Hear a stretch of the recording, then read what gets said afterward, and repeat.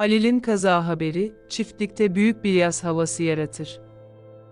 Zeynep, Halil'in başına gelenleri kabul etmekte zorlanırken, onun sevgisi ve inkarı, tüm bu acı dolu süreçte ona umut verir. Zeynep, Halil'in sağ salim bulunabilmesi için her şeyi yapmaya kararlıdır.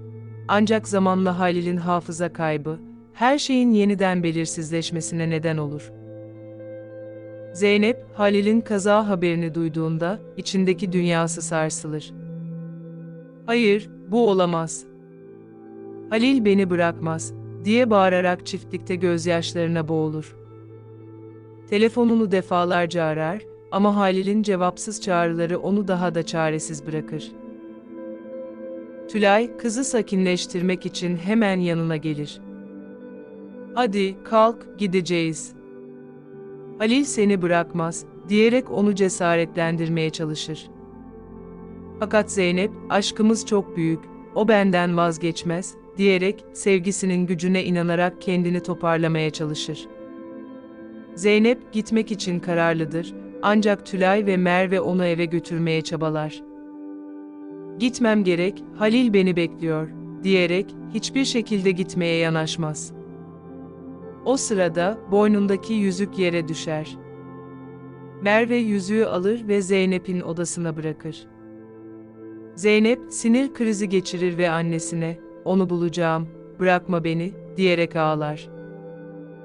Tülay, "Sakin ol, birlikte bakarız," dese de Zeynep'in acısı dinmez. Bir doktor gelir ve Zeynep'i sakinleştirici vererek uyutur.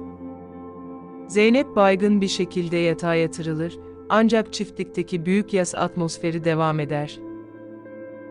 Halil'in durumu hakkında hiçbir bilgi yoktur ve her şey belirsizdir. Gülhan, Halil'in kaza haberini duyduğunda bayılır ve konaktaki herkes derin bir üzüntüye gömülür. Songül ve Gözde, bu trajediyi fırsat bilerek Zeynep'i suçlarlar. Songül, Gözde'ye "Halil'e bir şey olursa, konak Zeynep'in olur. Buna izin vermemeliyiz," diyerek çıkarlarını savunur. Gözde, "Halil'e bir şey olmayacak ama Zeynep'ten kurtulacağız," diyerek İstanbul'daki ekibini devreye sokar. Songül ise, "Bu kadar süre denizde kalsa hayatta kalmaz," diyerek kendi çıkarlarını ön planda tutar. Tülay, Songül ile yüzleşir ve ona sert bir şekilde, "Bu konağın hanımı olmak için her şeyi yaptım," der. Songül, "Siz bitmiştiniz, biz size sahip çıktık," diyerek Tülay'ı küçümser. Zeynep, bu tartışmayı duyunca öfkesine engel olamaz. "Bu köşk mü sizin derdiniz?" diye bağırarak etrafındaki eşyaları savurur. "Hepiniz bu çiftlik için kavga ettiniz, biz burayı yuva yapmaya çalıştık," der. "Artık bitti, Halil'i getireceğim ve kimse bu çiftlikte söz sahibi olamayacak," diye bağırır. Zeynep odasına çekilir, Halil'in elbiselerini koklar ve "Beni sensiz bırakma," diyerek gözyaşlarını tutamaz. "Güçlü olmalıyım, seni bulacağım," diyerek yüzüğünü sıkıca tutar. Rüyasında Halil'in gelip üzerine örttüğünü görür ama uyandığında Zümrüt Hanım'ı yanında bulur. Zümrüt, "Damadımı özledin mi?" diyerek onu teselli eder. "Kocanı al getir, barışırsınız. Kırmayın birbirinizi," diyerek Zeynep'e öğüt verir. Zeynep, "Onu getireceğim," diyerek umudunu korur ve aşkının peşinden gitmeye kararlıdır. Balkona çıkar ve "Neredesin Halil?" diye ağlarken, Hakan, Eren ve Tekin, bahçede arama çalışmalarını tartışmaktadır. Araba denizden çıkarılmıştır, fakat Halil'den hiçbir iz yoktur. Zeynep, yanlarına gelir ve "Halil'den haber var mı?" diye sorar. Hakan, "Araba bulundu ama Halil yok," der. Zeynep, "O beni bekliyor, orada olmalıyım," diyerek kaza yerine gitmek için hazırlanmaya başlar. Eren ve Hakan, "Dinlen, biz bakarız," dese de Zeynep, "Sizinle geleceğim," diyerek kararlılığını gösterir. Tülay, Zeynep'in tepkisinden sonra Selmalara gitmeye karar verir. Merve'ye "Sen burada kal, Songül'e meydanı bırakma," diyerek onun yanına gitmesini ister. Arzu, Tülay'a alaycı bir şekilde, kızım bile seni istemiyor, yakında Zeynep de sokaklarda kalır, der. Tülay, seninle uğraşacak halim yok, diyerek müştemilata çekilir. Merve, Tülay'a destek olurken, Songül'ün entrikalarına karşı Zeynep'i yalnız bırakmamaya kararlıdır. Eren ve Selma, halalarından kalan 200 milyon TL'lik miras ve değerli bir gerdanlıkla ilgilenir. Avukat, gerdanlığın teslimini yaparken, nakit ödeme için biraz daha beklenmesi gerektiğini söyler. Eren, seni kraliçeler gibi yaşatacağım, diyerek Selma'ya güven verir.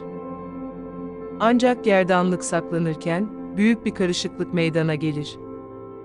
Selma, gerdanlığı bir kavanoza saklar, fakat yanlışlıkla çöpe atar.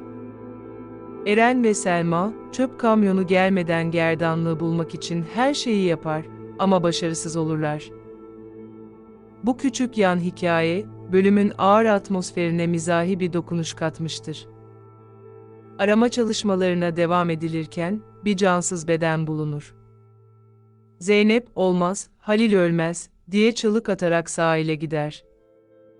Eren ve Hakan, Zeynep'i sakinleştirmeye çalışır, ama Zeynep, kararlılıkla bedeni görmek ister. Polis kapağı kaldırır ve bedenin Halil'e ait olmadığı anlaşılır. Zeynep, çok şükür, o değilmiş, diyerek rahatlar. Halil'i aramaya devam edeceğim, diyerek umudunu kaybetmeden yoluna devam eder. Halil, sahilde baygın halde yatmaktadır. Yunus, onu bulur ve sudan çıkararak kalp masajı yapar. Çok şükür, aslanım, topla kendini, diyerek Halil'e yardım eder. Halil'i kulübesine götürür ve doktoru çağırır. Doktor, Halil'in sarsıldığını ama ciddi bir sorunun olmadığını söyler. Yunus, Halil'in ceplerinde Zeynep'in fotoğrafını bulur. Bu kızı bulmalıyız, diyerek Zeynep'i bulmak için harekete geçer. Zeynep, sahilde çaresizce dolaşırken Yunus'la karşılaşır. Yunus, sen Halil'in eşisin, gel seni ona götüreyim, diyerek Zeynep'i teselli eder. Zeynep, biliyordum, o yaşıyor, diyerek gözyaşlarıyla Yunus'u takip eder. Kulübeye vardıklarında Halil uyanmış ve dışarı çıkmıştır. Zeynep, Halil'e sarılır ve beni bırakmayacağını biliyordum, der. Ancak Halil, seni tanımıyorum, sen kimsin, diyerek Zeynep'i büyük bir şok içine sokar. Halil'in hafıza kaybı, bölümün dramatik finalini oluşturur. Zeynep'in Halil'e olan sevgisi, bölümün duygusal omurgasını oluşturur. Halil'in hafıza kaybı, çiftin aşkını yeni bir sınavla karşı karşıya bırakır. Tülay, vicdan azabıyla Selmalara çekilirken, Songül ve Gözde'nin hırsı çiftlikteki gerilimi daha da artırır. Yunus, Halil ve Zeynep'in yeniden bir araya gelmesinde kilit bir rol oynar. Eren ve Selma'nın kaybolan gerdanlığı bulup bulamayacakları ise, izleyiciyi merak içinde bırakır. Bu sorular, hikayenin geleceği hakkında büyük bir merak uyandırır ve izleyicilerin 199. bölümü dört gözle beklemesine yol açar. Zeynep, Halil'in hafıza kaybına rağmen onu bulmaya kararlıdır. Onun sevgisi, Halil'in anılarını geri getirebilecek midir? Songül ve Gözde'nin planları, Halil'in dönüşüyle nasıl etkilenecek? Tülay, Zeynep'le ilişkisini onarabilecek mi? Tüm bu sorular, hikayenin geleceğini şekillendirecek.